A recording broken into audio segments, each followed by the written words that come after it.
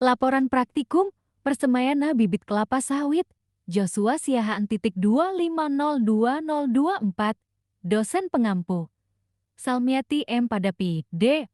Program Studi Agroteknologi Kelapa sawit Elais guinensis Jack merupakan tanaman perkebunan yang memiliki nilai ekonomi tinggi dan banyak dibudidayakan di Indonesia.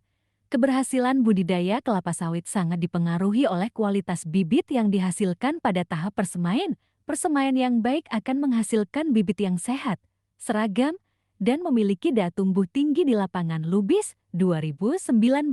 Selain itu, pengelolaan media tanam, pencahayaan, serta pemeliharaan bibit yang tepat sangat berperan dalam menunjang pertumbuhan awal tanaman kelapa sawit. Tahap persemaian menjadi fase penting karena menentukan kemampuan tanaman dalam menyerap unsur hara dan beradaptasi dengan lingkungan tumbuh selanjutnya. Siregar dan Nasution, 2020. Tujuan praktikum satu mengamati tahap pertumbuhan dan perkembangan bibit kelapa sawit sejak fase kecambah hingga bibit pindah tanam. 2.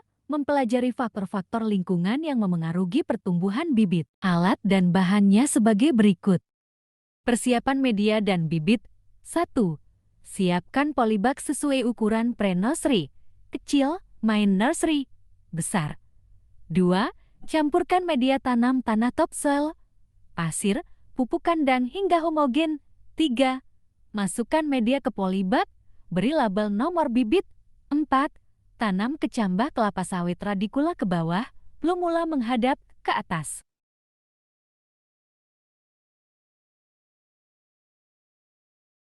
Berdasarkan hasil pengamatan, bibit kelapa sawit menunjukkan pertumbuhan yang baik dengan munculnya daun muda berwarna hijau segar. Media tanam yang gembur membantu perkembangan akar sehingga bibit terlihat tegak dan tidak mudah rebah.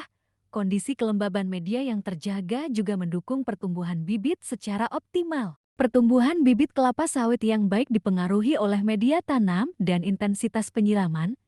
Media yang memiliki aerasi baik mampu mendukung perkembangan sistem perakaran.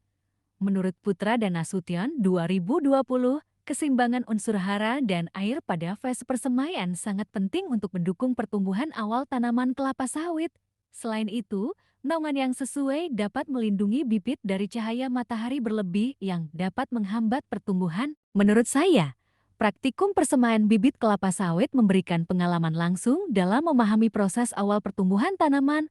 Melalui kegiatan ini, saya lebih memahami pentingnya ketelitian dalam menyiapkan media, menanam bibit, serta melakukan pemeliharaan secara rutin agar bibit dapat tumbuh dengan baik.